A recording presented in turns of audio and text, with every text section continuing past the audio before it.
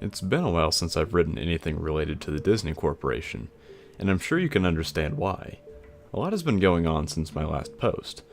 I've received a lot of questions and concerns from folks who read my first-hand account of Mowgli's Palace, a resort that was built and abandoned by Disney. I want to thank everyone who mirrored my post. It's been taken down from a few places, mostly corporate sites that were easily leaned on by a larger power. However, for every nuked topic or disappearing blog post, it seems like 100 more have popped up. This is something they'll have to face. There's no turning back for them. None for me either. I'm definitely being followed. For the first month or two, I chalked it up to paranoia. Any casual glance or half smile in my direction set me off. Hair standing on the back of my neck and everything. The first one I was actually able to spot, was a telephone worker milling around my apartment complex. He was middle-aged, doughy, dressed just as you expect. But something seemed off about him.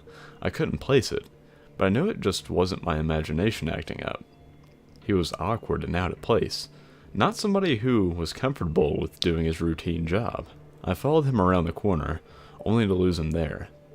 When I turned back to go home, there he was, staring directly at me. He was about 10 feet behind me, expressionless and cold. "Explorin'?" he said. And that was all he said, and there was an accusing tone to his voice. Tell me, what blue-collar phone jockey does that? I guess that's the worst part. Never feeling safe. Never feeling alone. That, and the occasional Disney merchandise left somewhere for me to find. Little rubber Mickeys in the mailbox, a Disney Adventures magazine in my bookshelf. They hide little Mickeys everywhere. 3 circles. 1 big, 2 small, in the silhouette of the famous mouse's head. I started keeping a running list of all the Mickeys that I found. Coffee cup rings on the table, 1 big, 2 small. Colored glass bottles left on the doorstep, viewed from a top-down perspective. All red. Graffiti on the wall on my way to work.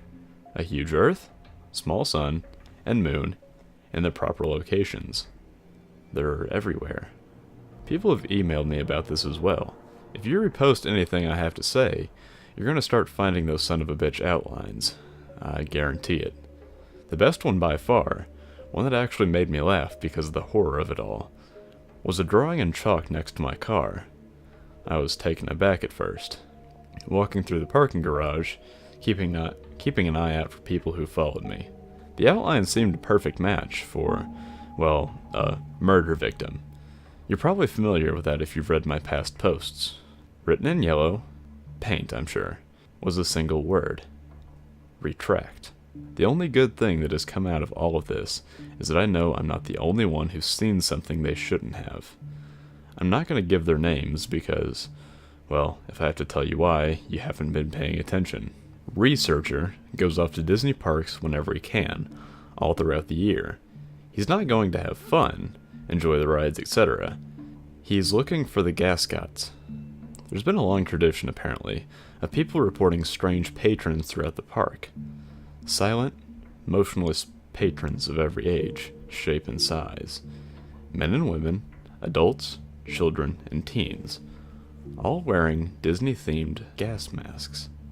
Way back when, Disney would get tons of complaints about oddly dressed folks following others around the park. Folks who would then merge into crowds and then disappear. Later on, the gas masks caused folks to draw other conclusions, and reports of possible terrorists and bombers started flowing. All those reports likely went straight into the trash can. I know I can't find any site of such occasions reported on by the media, although you should be aware of the fact that Disney can pretty much control its press like no other. Researcher goes to parks, then talks to people, and tries not to draw any attention to himself. He'll just ask 3 or 4 families if they've seen his friend who's wearing a funny mask. He has yet to see a gascot for himself, though on one occasion a child pointed him toward Frontier Town. As he raced through the crowd, he heard a single voice ahead cry out, "Mommy, I want a Goofy air mask too."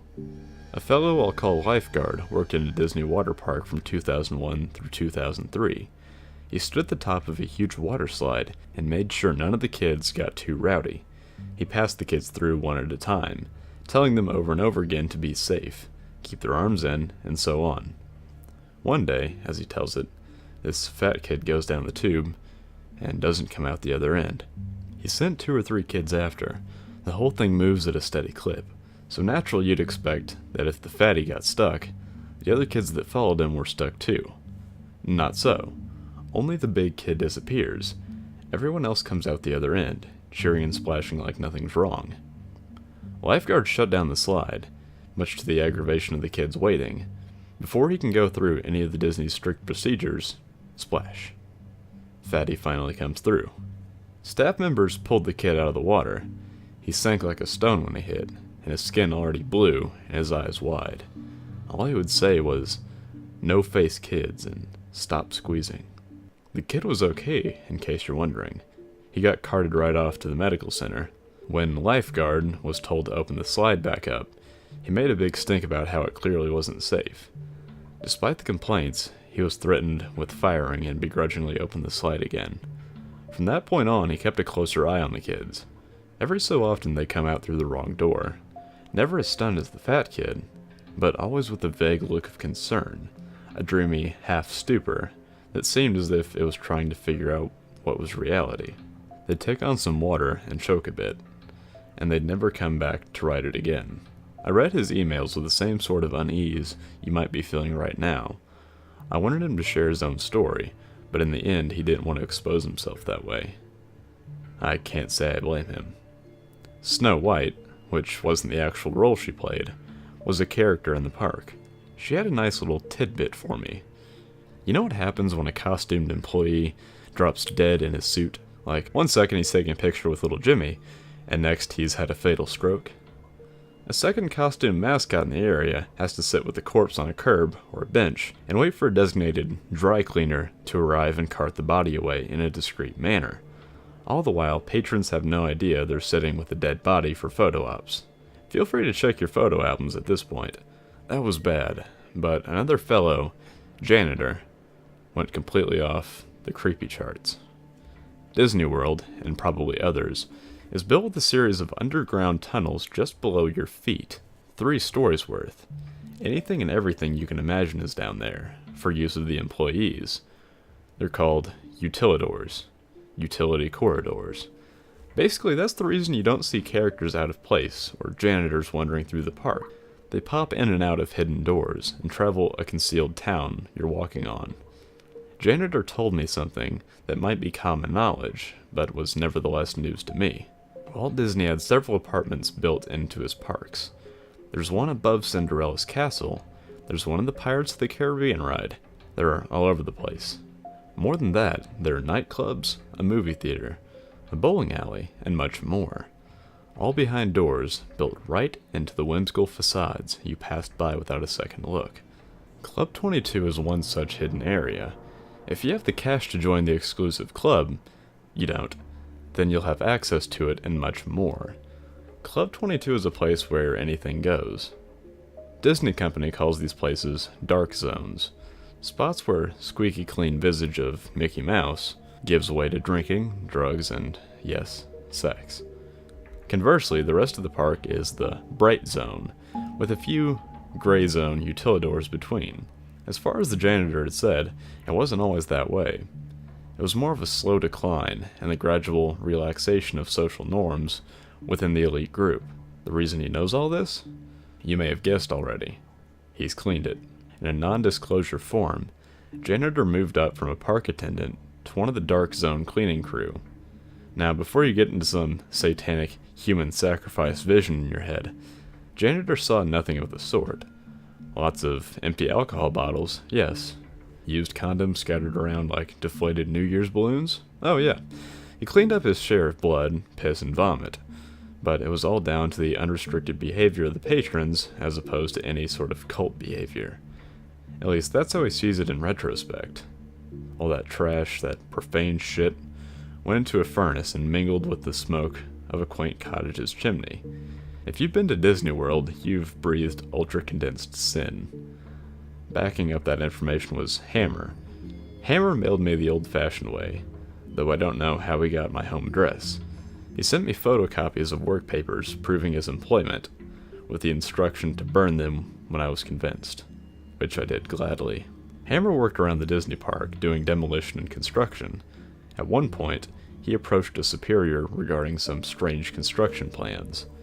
There was a wide, rectangular area marked off with the blueprints, about the size of a supermarket.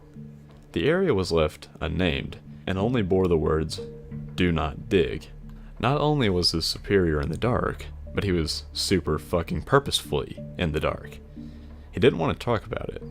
He didn't want to know about it, and ended the conversation with, "This space intentionally left blank." Hammer didn't get it. The area seemed a waste of space, and it was directly conflicting with the work his team had been given. He started poking around the area on his off time, finding only a derelict steel door and a great span of concrete just beyond.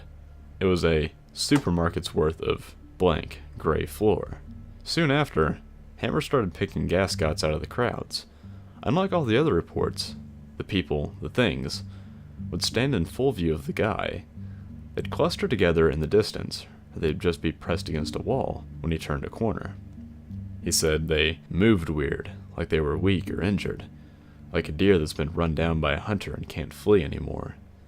The gas masks. The Disney character faces with the filters jammed in.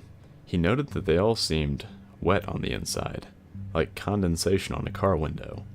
Tiny beads of water glimmered behind the mask, making it impossible for any of them to actually see. Probing further, Hammer started asking questions of anyone and everyone who'd been working in the park for a decade or more. He hit dead ends throughout, until he was directed to Ida, an elderly woman who worked in a restaurant on Main Street. She'd been there since way back, and though nobody had the balls to ask directly, everyone knew she had plenty of terrible stories to tell.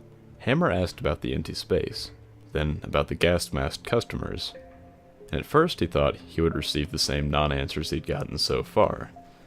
She was quiet, eerily quiet. "Room 0, she croaked. A single shaking hand placed to her cheek, as if she were a little girl fearing a father's punishment. She didn't meet the man's gaze for the entire conversation. Room 0, as it turned out, was yet another hidden room, just like the apartments and Club 22.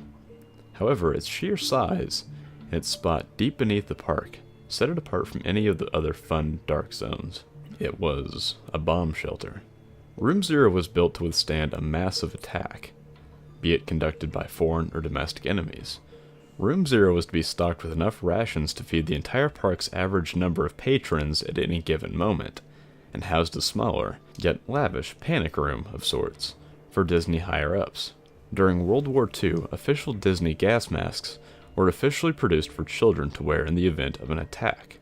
The idea was that it would be less scary if Mickey's face was emblazoned on the wartime safety device. Yes, I know the obvious problem with that. During the Cold War scare of the 60s, when Disney World was constructed, Room 0 was stocked with similar masks as well. Whether they cared about the fears of the children, or just callous branding, the things found their way down there. What's more, some genius decided the kids would then be frightened by the gas masks their parents wore. And so all masks, adult and child, were made to comply by this insane standard. Ida described this as treating a wound with lemon juice. None of this explained what Hammer was seeing, though. Not only the seemingly supernatural appearances, but the emptied-out room as well. "I've been there," he explained. "There's nothing but a cement floor and 4 walls. No." Ida shook her head and covered her mouth, stifling a sob. "You've been on top of it." Someone, or something, sounded the alarm one day, when the park was at full capacity. The warning was clear. It was supposedly an air attack. Security ushered everyone down, into the tremendous shelter. There, they were ordered to put on their masks and hunker down for the duration of the assault. Everything was quiet for 30 minutes, save for the children crying and the frightened whispers. No one wanted to die, so they were all thankful in a way for this strange measure of safety. Then the first scream rang out. "Hey!" a man shouted. "Quit pinching!" Waves of shrieks and yelps rippled through the crowd, from one wall to another, back and forth. "Who's running around? Settle down!" someone hollered. Who's laughing? This isn't funny. Ow, who stepped on my foot? Despite security guards urging to calm down and keep their cool, the crowd became more and more agitated, until finally, after nearly an hour of the madness, the lights flickered, and then died. What followed could only be described as utter chaos. In the dark, only the wails of the young and the anguished cries of the adults could be heard in a massive swelling din that bloodied the ears of all within the black echo chamber. A group of staff members and a select few patrons made it out of the door, ready to face the war above rather than the usual insanity below. What they found, however, of course, was a desolate, yet untouched, theme park. The music continued to play, echoing through the silent storybook towns. Upon returning to Room 0, the few who stood at the top of the steel staircase that led down into the pitch blackness heard no sign of the previous fray. There was only silence. Ida herself descended that staircase, despite the begging of those she left above. She reached the reinforced doors, herself now awash in darkness, and hearing only the buzz in her ears. A single voice came out of the darkness. The echo made it impossible to tell whether the mocking, raspy voice was at the back of the bomb shelter, or if it was right in front of her face. "Shut the door, dear. You're letting out the cold." Gripped by terror, she did just that. Within days, the entire thing, shelter, staircase, all of it, was covered with feet upon feet of cement. Air systems and generators above its ceiling were removed, creating the large empty space. They're all still down there, Ida told Hammer. Down there with whoever that was. You might have noticed that I used Ida's name. Unfortunately, she passed away soon after telling her story. Accidental fall. Supposedly after getting out of bed to turn on the light. Such a company devotee, the paper reported, that her entire bedroom was covered with Mickey silhouettes.